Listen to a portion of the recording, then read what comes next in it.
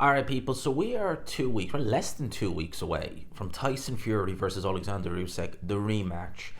If it's anything like the first one, we are in for an excellent fight. The first fight had a very special feel to it. It's very hard to explain. Even Turki Al-Sheikh, when he was asked about some of the cards he's put on, he even acknowledged that there was something extremely special about that fight. The whole night in general, but the fight, there was something in the air.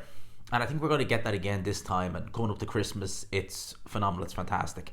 Have a look on screen. This fight's going to be shown live on DAZN pay-per-view. You can actually buy that fight from DAZN. Link will be in the description. The G-Man link. It's there on screen. Again, honestly, cannot emphasize it enough. Live on DAZN. You'll also have commentary as well from DAZN. I believe True Geordie will probably be commentating as well as TalkSport. So you have a selection. And also, I want to give a special shout out to Becca for doing the thumbnail for this video. I have one for Oleksandr Usyk, why he beats Tyson Fury as well. She's kindly provided me one of them as well. I think it looks brilliant. Her website will be also pinned in the comment section. It'll be on with the DAZN link. Honestly, this girl is talented as hell. She's done a couple of thumbnails for me and she's going to do a couple of more in the future. That of which I have no doubt. I mean, honestly, we have to get the ball rolling with her because I think her thumbnails are absolutely brilliant. Now, we get into Fury versus Usyk. So I'm really looking forward. See, the first time around, we can make our predictions, we can give our 2 cents, but until they were both in the ring, we really didn't know what we were necessarily going to get. Now we have a idea as to what we're going to get from both guys. With Oleksandr Usyk, I mean, he said it before and he's now said it again. I will not leave you alone. We know what that means. It worked very well against Tyson Fury. Having said that, Tyson Fury did still have many moments, and doing the research for this video, going back and watching the fight, now I've watched it several times, but seeing Tyson Fury in rounds 4, 5, and 6, in particular round 4 and round 6, if he could mimic that again and maintain it, because it's not just the fact that he needs to do it again, maintain it, because Darren Barker wisely pointed out on commentary that as good as Fury is looking, the pressure from Usyk, even though Fury is having it his own way, and you could tell that, especially in round number 4, the pressure from Oleksandr Usyk was causing him problems, and it would eventually cause him more problems, and that's ultimately how he slowed down. Usyk also made the adjustments. It wasn't just the pressure from Usyk. Usyk made the adjustments, and ultimately he was able to start landing again with Tyson Fury. Fury was fatigued. He was easier to hit to the head. He was nearly knocked out in round number 9. But let's go and have a look. Let's have a look at this fight. Let's have a look at key moments from this fight. And we're going to pick 3 reasons as to why, this time around, Tyson Fury beats Oleksandr Usyk. I would like to thank DAZN for providing me with all this footage. It's wonderful to be able to give you proper film reviews and not little snippets. To be able to give a decent amount is an absolute privilege. It really is. The first reason as to why Tyson Fury beats Oleksandr Usyk is the pressure. Now, Tyson Fury primarily boxed on the back foot in this fight. He primarily did box on the back foot, and in parts in the fight it worked, and then other parts it didn't. But what we're going to do, and obviously this is a film study, so we're going to see films. We're going to have a look at round number 4. Now, I want to speak about the first 3 rounds very, very quickly. Tyson Fury didn't win them, in my opinion. Certainly not rounds number 1 and particularly round number 3. He was hitting off a lot. He wasn't landing. I've already done a few reviews on them. He wasn't landing with any real force. He was throwing flicking jabs. He was holding his jab hand out, which Usyk was able to spear him and, pin him to the body as well as to the head. In round number 4, he knew, right, I need to change things up. And that round, he didn't go out and he didn't just leave the jab hand out. He didn't just throw little flicking punches as he often does. He did showboat a little bit, but not as much as he was in the first couple of rounds where he was losing them rounds. All right, let's have a look at round 4. We're going to pick it up. We're going to talk right through this round, and then I'm going to tell you why this round in particular, you can see, and I'll even point out the moments in it, the pressure Tyson Fury was given and how it was making Oleksandr Usyk think. So let's start the action on screen right now. Round number 4, Oleksandr Usyk gets up and blesses himself. Tyson Fury, Usyk, round 4. Now, Usyk Tyson Fury straight away, right, is holding that jab hand out and realizes, right, no more of that. And then, see that, steps in, throws a body shot, throws another one there. And now Usyk knows, oh, okay, this is different. Now Tyson Fury is actually stamping his foot on the gas a little bit more there. Body shots go in there again. He is moving around the ring, but look at him. He's digging his heels in a little bit more. He's keeping at angles, holding onto the ropes there, holding his jab hand out again there, but Usyk is in a position where he can't really do anything. Fury's a lot more side on. Alright? So his body is not as opened. And Usyk, again, putting the pressure on, but Tyson Fury, he is, look at that, bigger jab. Usyk misses with the left hand. And this is good stuff from Tyson Fury, avoiding any of the jabs from Usyk. He's just moving away, just pushing him back. So he's on the back foot, but he's also sitting into a lot of these shots. He's also moving forward with some of them. And look at that, lovely little bit of movement. Nice jab. It's not a flicking jab, it's a proper jab. Although it doesn't land on Oleksandr Usyk, it makes him think, makes him reset. And again, a good jab brings it straight back. Lovely uppercut, look at that. Tyson Fury knew he got Usyk buzzed there. And he did, he rattled him a little bit. And see what he's doing? Usyk trying to come in. Fury's not letting him. He's not making the same mistakes he was first time, where he was just leaving the jab hand open there, and Tyson Fury can just, boom, boom, boom, boom, Oleksandr Usyk. Tyson Fury's pulling it back. He's putting more weight on these shots. He's sitting into it. Look at this. It's brilliant. Honestly, when you look at Tyson Fury in rounds 4, 5, and 6, you just see the talent is just there for all to see. Fantastic fire. Heads come together there, Tyson Fury and Oleksandr Usyk. The referee just admonishes it. And we are pretty much, we're back into the action. So, more of the same. Oh, look at that. Lovely uppercut. Lovely uppercut from Tyson Fury. Oleksandr Usyk had a couple of moments in the first 5 seconds of this round. And now he's had nothing. I mean, look at that. Big shots coming in. Usyk is the one showboating now and gloating, saying, come on. And it was Tyson Fury earlier on. Now Oleksandr Usyk is the man saying that. And look at that. Big right hand goes in. Just grazes Oleksandr Usyk, but it's better now. Oleksandr Usyk does get some shots off. Tyson Fury blocks them well. A little bit of showboating. Usyk backs off, and Tyson Fury just moves along. Honestly, this is a great display from Fury in this fourth round, and he's educated. He's took it up well. He's putting meat on the shots. There is a little bit of pressure as well. There is a little bit, and that pressure is making Oleksandr Usyk think.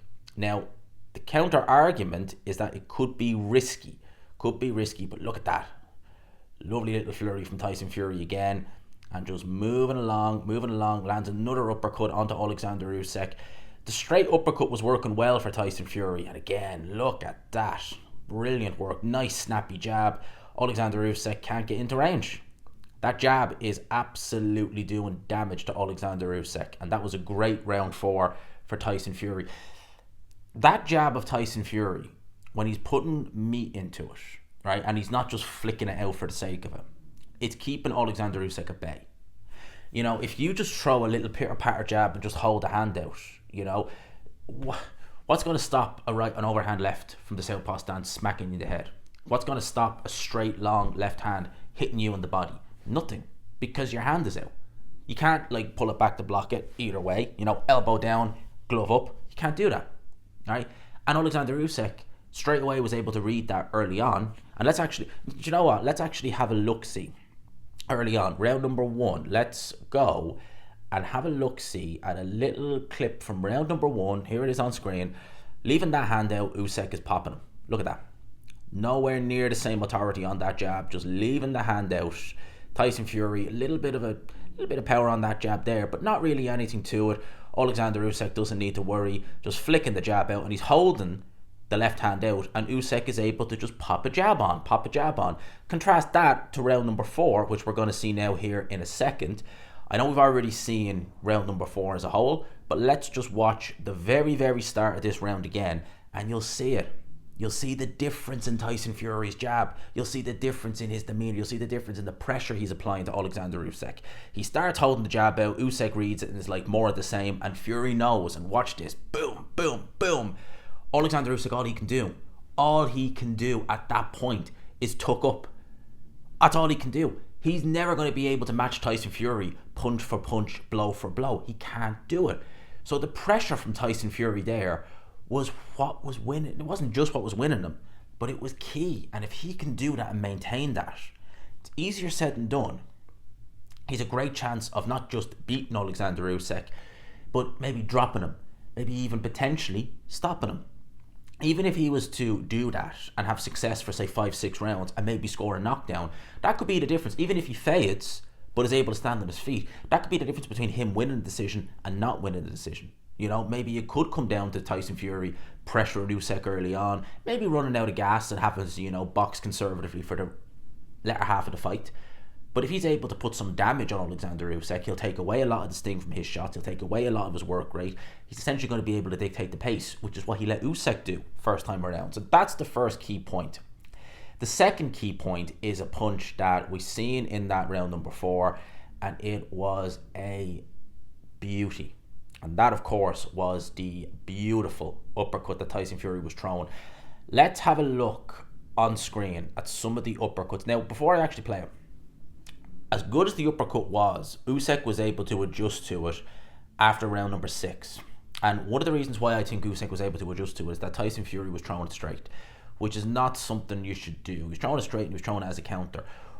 What I would always say when you have a fighter, if you have a fighter like Oleksandr Usyk who has a tendency to come with the earmuffs on from the southpaw stance, if you are throwing an uppercut from the orthodox stance and you have a southpaw coming at you with the earmuffs on, you'd always want to just blind them with the jab coming in and then sneak the uppercut in.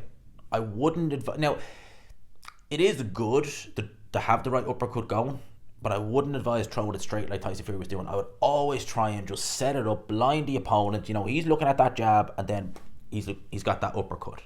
But let's have a look at some of the uppercuts Tyson Fury was throwing in this fight because they were absolutely phenomenal. Here we are, round number 6. Oleksandr Usyk doing what he needs to do. Tyson Fury boxing very well, but you're going to see a lovely uppercut come in here now in just a sec. It is going to be boom.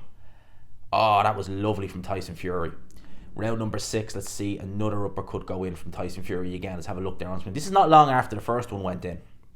And this was really the round where Tyson Fury, oh, lovely, look at that. Oleksandr Usyk was feeling those shots. He really, truly was. Now let's look at the last uppercut. The one that I think this made Oleksandr Usyk really know in his head, I need to swap things up. Let's have a look at this one in the 6th round. This one was beautiful. This one was absolutely bloody beautiful.